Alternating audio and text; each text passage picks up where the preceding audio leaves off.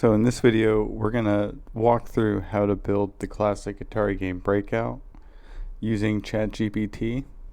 And the goal is going to be to not write any code, basically just copy and paste code directly out of ChatGPT, figure out which order it needs to go in, where the code needs to go, and make a fully functioning game.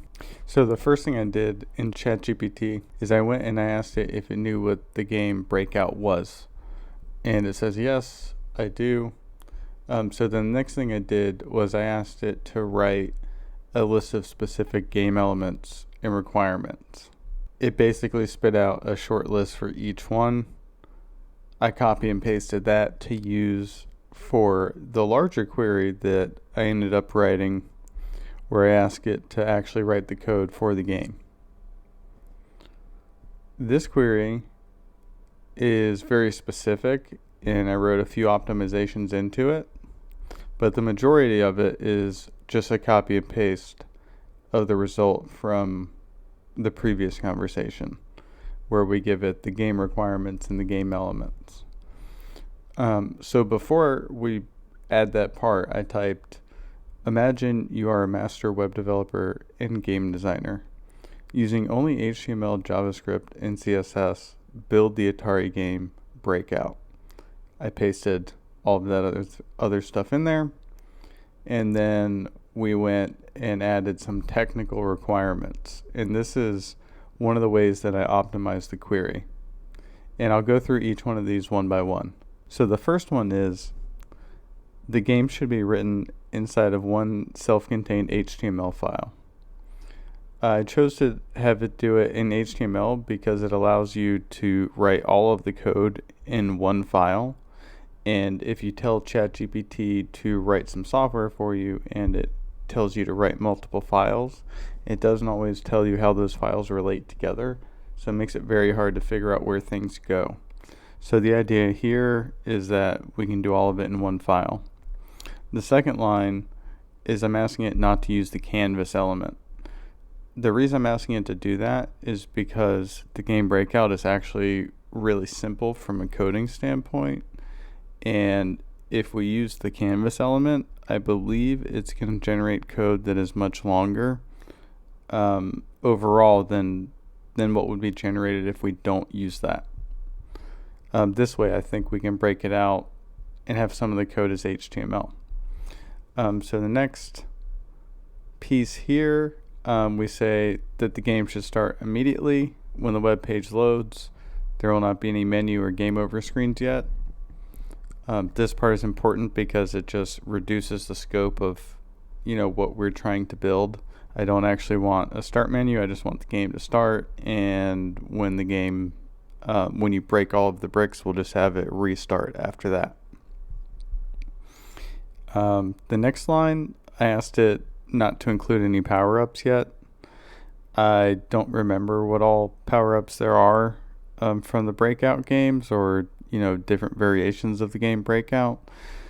But just to reduce scope and reduce the amount of code, I'm asking it not to do that.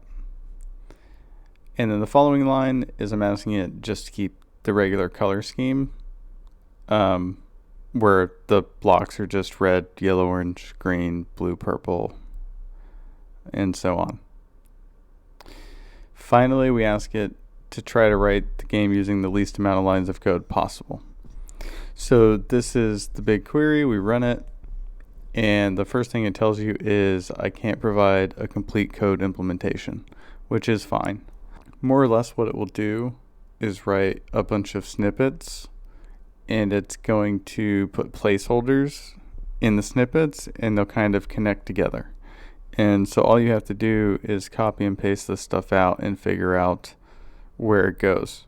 So create a new HTML file and just go ahead and start copying. So copy the first block, paste that in. This block actually has a few placeholders in it, one for the CSS and one for the JavaScript. So then go to the next piece and copy that. And the second piece here is CSS.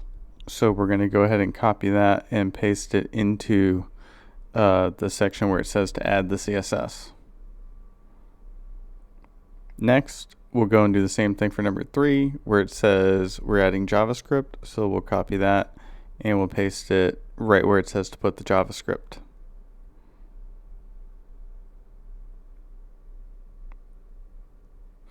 And that's it. So we're going to go ahead and save it, and then we're going to open that up in the web browser.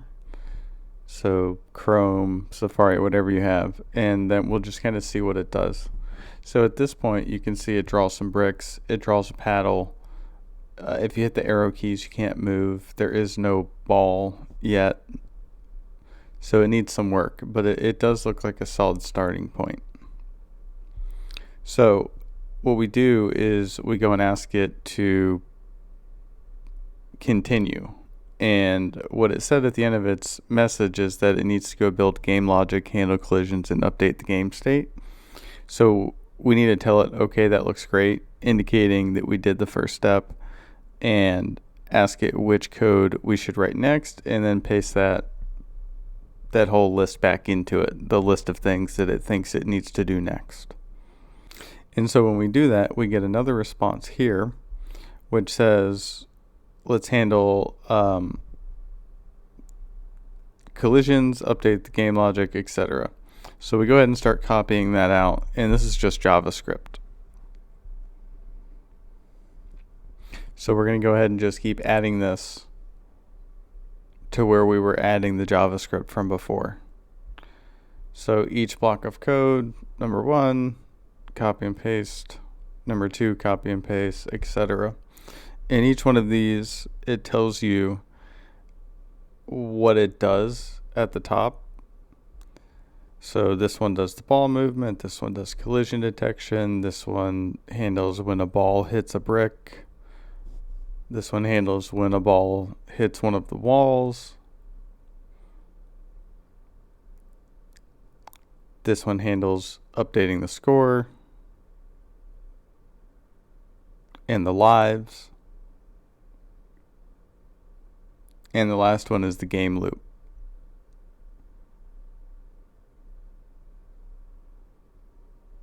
So after that's all added in there, save that, reload it in the browser, and then see what we have. And now we have a ball, it's colliding with some bricks. We can move the paddle using the arrow keys, except the ball doesn't actually seem to be colliding with the paddle correctly. And the ball goes all the way down off the bottom of the screen. So what we're going to do next is we're going to go describe the next thing that we want it to fix and continue. So we'll say, okay, that looks great, just indicating that we completed the previous step. Then we say the ball doesn't bounce off the paddle when it collides though. Can you add that functionality? So here it responds. It says, certainly, to make the ball bounce off the paddle, we have to modify the ball paddle collision function. So we're going to copy this block of code here, and then we're going to go find that function named ball paddle collision, and then we're going to just paste this new version of it right over on top of it.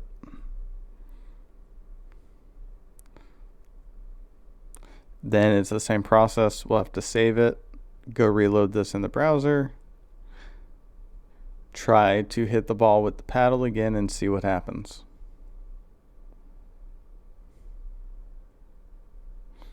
And it still doesn't work. So we will rinse and repeat and go do the same process. So we go back to ChatGPT, indicate that we did the previous step, tell it that the function doesn't work at all. The ball never changes directions when it visually collides with my paddle. So reiterating the same issue but explaining it in a different way. And when we query like that, we're hoping to get a different response. And what it responds with is that it wants to modify that function again. So you copy and paste that directly over the old one, save, run the game, and then see how it works.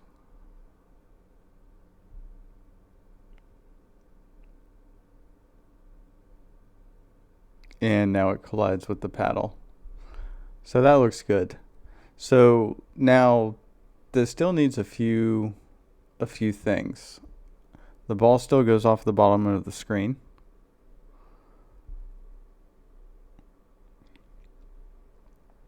And the ball still starts at the top left of the screen.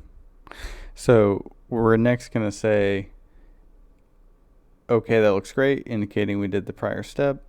And then we're going to ask it for the ball to start near the paddle. So we say, can you please modify the game so that the ball starts at the bottom of the screen near the paddle moving up? It currently starts at the top left of the screen. So by doing this, it's going to give us some more code. And at this point, after we've done several queries, figuring out where the code goes is potentially going to get complicated. So we need to just really carefully look at what it wrote and compare it to the code that we have.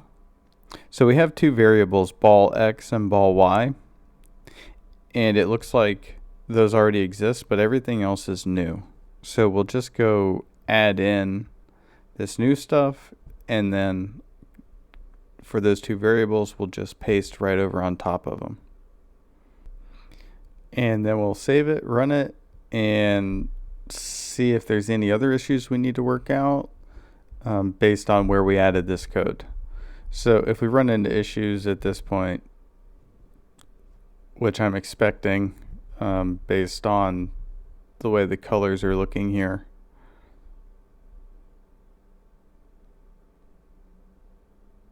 okay, yeah, so there's no ball anymore.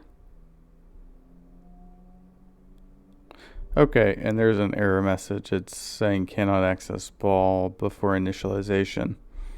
So yeah, that definitely means we have something out of order. So one way to fix this is you can paste your whole code into ChatGPT and ask it to fix this error message specifically, and it'll tell you which code hopefully to move. But in my case, I see that ball was just actually right after those two lines of code where the syntax was off, where the syntax highlighting was off, I mean.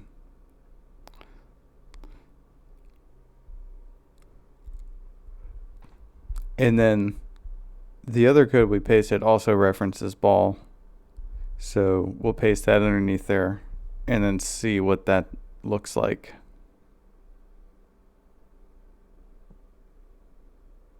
Okay, that looks better.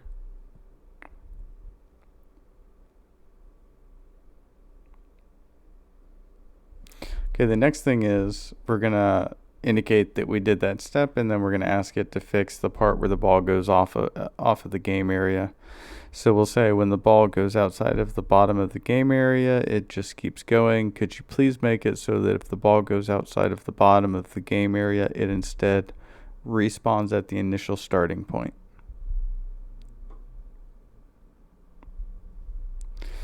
It responds. It says it wants to modify this function, and it looks like it's also adding a new function.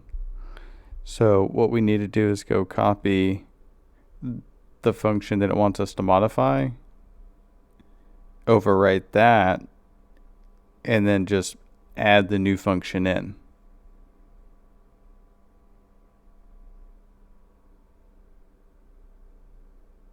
So overwrite handle game over with both.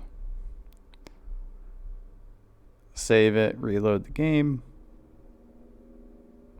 And then we'll have to give this a second for the ball to come back over here and then see if it continues to go off the bottom of the screen or if it fixed that as well. Perfect. So instead of continuing down, it respawns.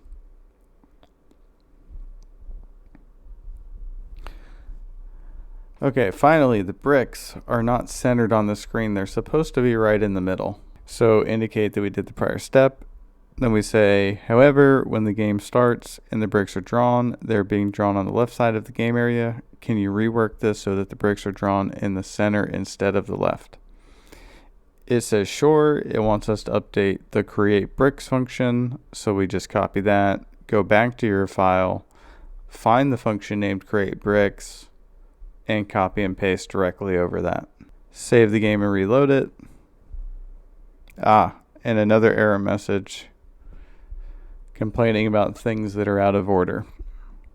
So the more code this generates, the more it's going to potentially write code that relies on code that you've already pasted in here. And so in this case, it's complaining about game area, which is on line 94.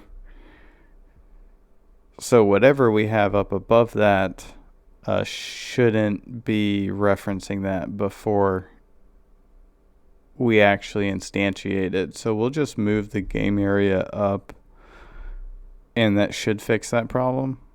Okay, cool. And now it looks good. So the bricks are more in the center.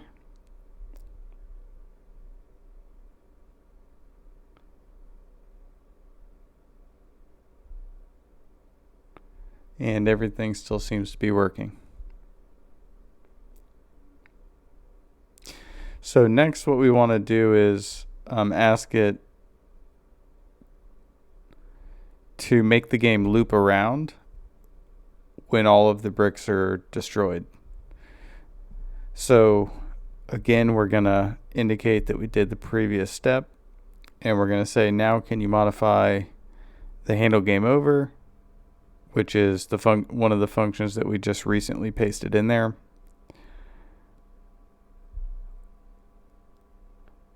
That deals with the ball going off the bottom of the screen.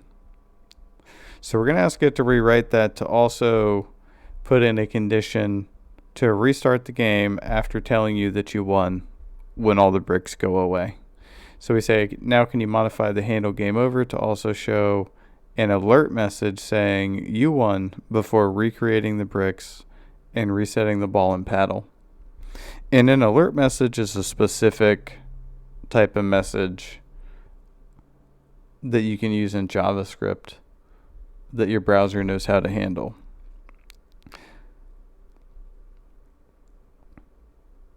So this says sure. It's going to modify that handle game over function, and then also it's going to create a new function. So we'll copy handle game over, paste over it, copy the new function next, and then paste that in as well. So just loosely knowing where to put the code, we have this all together, and it looks like it's working. So now we just need to test this and actually try to play the game through to the end and make sure that the alert box comes up. Okay, so several minutes later, I'm getting close. And we're just about to destroy the last few blocks. All right, and there's the alert that says you won. And what should happen when you click the OK button, it should reset the game.